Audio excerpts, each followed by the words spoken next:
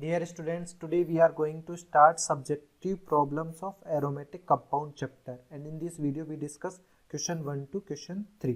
चलिए शुरू करते हैं क्वेश्चन 1 से. क्वेश्चन 1 में हमारे पास यहाँ पर इनिशियली क्या दिया हुआ है, फिनोल दिया हुआ है जिसकी डाइल्यूट HNO3 के साथ में रिएक्शन करा रहे हैं यानी नाइट्रेशन करा रहे हैं.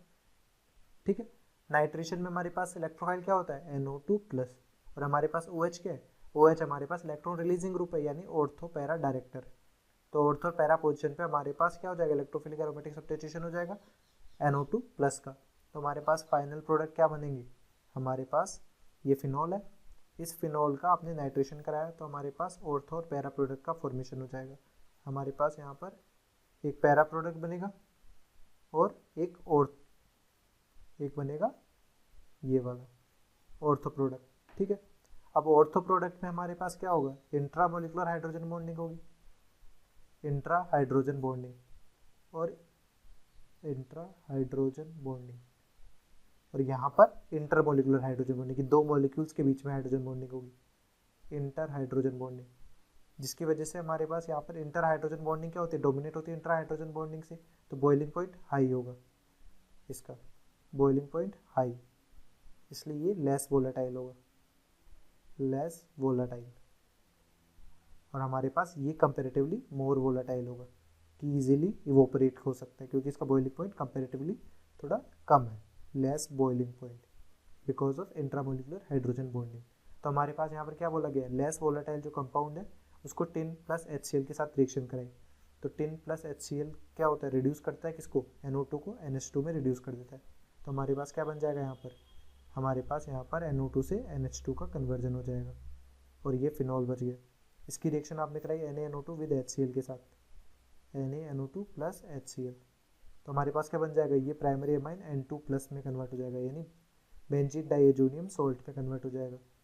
तो ये बेंजीन डाइएजोनियम सोल्ट कुछ इस तरह से बन जाएगा N double bond N plus और हमारे पास OH. अब इसकी रिएक्शन वापस आपको किसके साथ करानी है, फिनॉल के साथ रिएक्शन करानी है, वो भी माइल्ड बेसिक मीडियम में.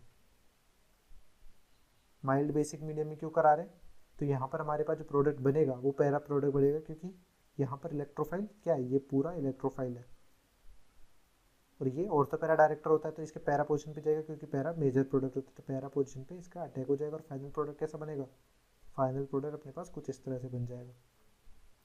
यहाँ पर OH है, ये N डबल बॉन्ड N, इसी के साथ ये बेंजीनिंग, वो भी पैरा पोजीशन पर OH जुड़ जाएगा.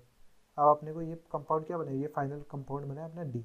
इसमें डिग्री ऑफ अनसेचुरेशन निकालना है तो डिग्री ऑफ अनसेचुरेशन क्या होता है, number of pi bond plus number of ring, यदि अपने को स्ट्रक्चर दिया होता है तो नंबर ऑफ रिंग्स. तो हमारे पास number of pi bond count करीजिए, यहाँ पे कितने हैं 3 प्लस 3 6 प्लस 1 7 प्लस यहाँ पर रिंग कितनी है 2, तो 7 plus 2 which is equal to 9. तो हमारे पास 1 का जो आंसर हो जाएगा फाइनल कंपाउंड का डिग्री ऑफ अनसेचुरेशन है, ये डबल बॉन्ड इक्विवेलेंट है, वो है 9.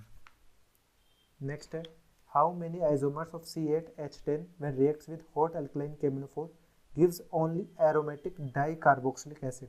तो सबसे पहले आप देखिए C8H8 का डिग्री ऑफ अनसेचुरेशन निकालिए. तो डिग्री ऑफ अनसेचुरेशन आप यदि निकालते हैं तो C plus 1 minus H plus x minus N/2 से आप फॉर्मूला से निकालेंगे. तो C number of carbon atom कितने हैं यहाँ पे 8 प्लस 1, नंबर ऑफ हाइड्रोजन यहाँ पर कितने 10, हेलोजन 0, नाइट्रोजन 0/2.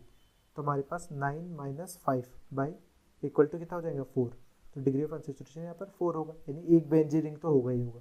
अब यदि एक बेंजीन रिंग है तो अपने पास 2 कार्बन और रह गए, तो 2 कार्बन के लिए आप आइसोमर कौन सा सोच सकते हो, एक तो या तो थाइल जोड़ दें, तब अपने पास हॉट अल्कलाइन KMnO4 की रिएक्शन कराएंगे तो केवल 1 कार्बोक्सिलिक एसिड का फॉर्मेशन होगा. ऐसा क्यों, क्योंकि हमारे पास यदि बेंजीन रिंग पर कोई भी कार्बन है उस पर अल्फा H है, उसके आपने हॉट KMnO4 के साथ में रिएक्शन कराई तो हमारे पास क्या बनेगा, कार्बोक्सिलिक एसिड बनेगा. ये आपको पॉइंट याद रखना है, ऑक्सीडेशन में कई रिएक्शंस में हमने यूज़ भी किया. तो अपने को डाई कार्बोक्सिलिक एसिड बनाना है तो इस केस में तो बनेगा नहीं, तो ये वाला ऑप्शन नहीं होगा. बट इसके जो 2 आइसोमर और है वो अपन देख सकते हैं कौन कौन से, यदि अपन ऑर्थो पोजिशन पे जाइलिन यूज़ कर लें या मेटा पोजिशन पे यूज़ कर लें या पैरा पोजिशन पे यूज़ कर लें, इन तीनों ही केस में हमारे पास क्या होगा, इसके रेस्पेक्ट में क्या बन जाएगा, अपने ऑर्थो पोजीशन पे हो रहा है तो यहाँ पे COOH COOH। मेटा पोजीशन के केस में हमारे पास COOH कैसे बनेंगे, यहाँ पे एक COOH बन गया, एक बार COOH यहाँ पर बन गया। पैरा पोजीशन के केस में कैसा बन जाएगा, पैरा पोजीशन के केस में हमारे पास COOH, यहाँ पर COOH। ये सब किसके साथ रिएक्शन कराने पे हो रहे हैं, हॉट एल्कलाइन KMnO4 के साथ। ठीक, तो सभी में डाइकार्बोक्सिलिक एसिड मिल रहा है। तो यहाँ पे 3 आइसोमर ऐसे हैं जो डाइकार्बोक्सिलिक एसिड का फॉर्मेशन कर रहे हैं। तो x की वैल्यू क्या हो गई, x की वैल्यू हो गई यहाँ पर 3। नेक्स्ट हमारे पास की how many isomers y of C4H8 when reacts with hot alkaline KMnO4 gives carbon dioxide, carbon dioxide का फॉर्मेशन करते हैं। तो हमारे पास C4H8 का स्ट्रक्चर आप डिग्री ऑफ अनसेचुरेशन अपन निकालते हैं। तो C4H8 का डिग्री ऑफ अनसेचुरेशन जो होगा वो होगा 4+1 minus H plus X minus N/2 यानी 5 - 4 विच इज इक्वल टू 1। तो इसके स्ट्रक्चर पॉसिबल जो हो सकते हैं वो क्या हो सकते हैं, ये हमारे पास एक एल्कीन ये हो सकता है। दूसरा जिससे अपने को कार्बोनेट मिले, कार्बोनेट का मतलब क्या है कि इसके आप हॉट KMnO4 के साथ में यदि रिएक्शन कराएंगे तो ये जो बॉन्ड होगा ये ब्रेक हो जाएगा, यहाँ पर ये बॉन्ड ब्रेक हो जाएगा। तो यहाँ पर ये क्या होगा, ये कन्वर्ट होगा HCOOH में, यानी अपने पास इससे भी अपने पास क्या मिल जाएगा, HCOOH एक मिलेगा और 3 कार्बन का CH3 CH2 COOH एक ये मिलेगा। इसमें क्या मिल जाएगा, इसमें अपने को एक कीटोन मिलेगा, यहाँ पर अपने पास एक कीटोन मिल जाएगा जिसका फर्दर ऑक्सीडेशन आप करा सकते हैं, और एक हमारे पास फॉर्मिक एसिड मिल जाएगा। कीटोन्स जो होते हैं वो इजीली ऑक्सीडाइजेबल नहीं होते, बट यदि एक्सट्रीम कंडीशन में आप रखेंगे तब ऑक्सीडाइज हो सकते हैं। कैसे, जब अपन क्या यूज़ करें, CH3C डबल बॉन्ड हो तो यहाँ पर है CH3, इसका आप इनोलाइजेशन कर दें, इनोलाइजेशन करके क्या बनेगा CH3COH डबल बॉन्ड CH2, फिर ऑक्सीडेशन कर दें तो यहाँ पर क्या बन जाएगा, यहाँ पर ऑक्सीडाइज होकर CH3COOH प्लस 1 मोल क्या मिल जाएगा, फॉर्मिक एसिड का। अब ये जो फॉर्मिक एसिड होता है ये एकमात्र ऐसा कार्बोक्सिलिक एसिड है जो ऑक्सीडाइज होकर क्या बना लेता है, H2O plus CO2 carbon dioxide का फॉर्मेशन कर लेता है। तो कार्बन डाइऑक्साइड जो गैस मिलेगी वो केवल इन 2 आइसोमर्स में ही मिलेगी, बाकी किसी आइसोमर में अपने को फॉर्मिक एसिड नहीं मिलेगा। तो हमारे पास y की वैल्यू क्या हो जाएगी, y की वैल्यू हो जाएगी 2। तो हमारे पास 3 + 2 का समेशन पूछा गया यानी x + y पूछा गया, तो वो आंसर क्या हो जाएगा, 5 आंसर हो जाएगा। ठीक है, नेक्स्ट है third, how many groups are ortho para director in the electrophilic aromatic substitution.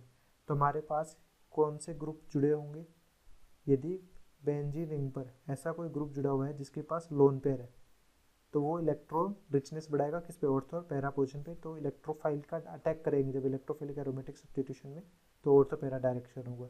तो यहाँ पर अपने पास देखिए फर्स्ट कंपाउंड में नाइट्रोजन का लोन पेयर है तो ये हो सकता है।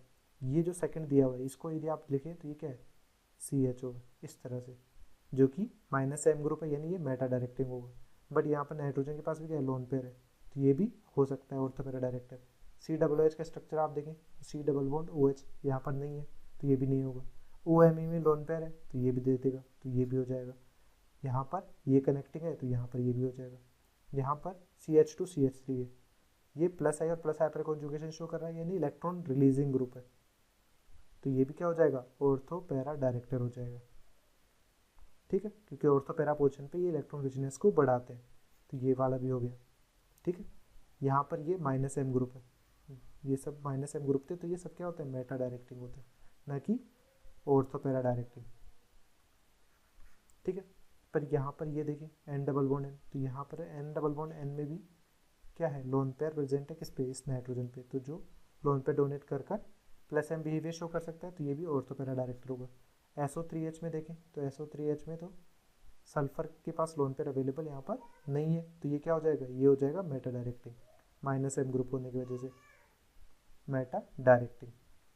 तो हमारे पास यहाँ पर ग्रुप्स देखिए कौन कौन से ग्रुप्स ऑर्थो पैरा डायरेक्टर हो रहे हैं। यहाँ पर फर्स्ट हो रहा है, फिर थर्ड हो रहा है, फिर 5th 6th 7th और 9th। तो टोटल काउंट करें अपन तो 3 + 3 6, यहाँ पर 6 ऐसे ग्रुप से जो ऑर्थो पैरा डायरेक्टर है। थर्ड का जो आंसर हो जाएगा अपना वो हो जाएगा 6। ठीक है, Thanks for watching. Hopefully this video solution series helped you out to clear your doubts. Give this video a thumbs up if it is useful for you. If you are new to this channel, make sure to click the subscribe button and bell notification icon so you don't miss latest videos from our video solution series and education related stuff from GM Academy.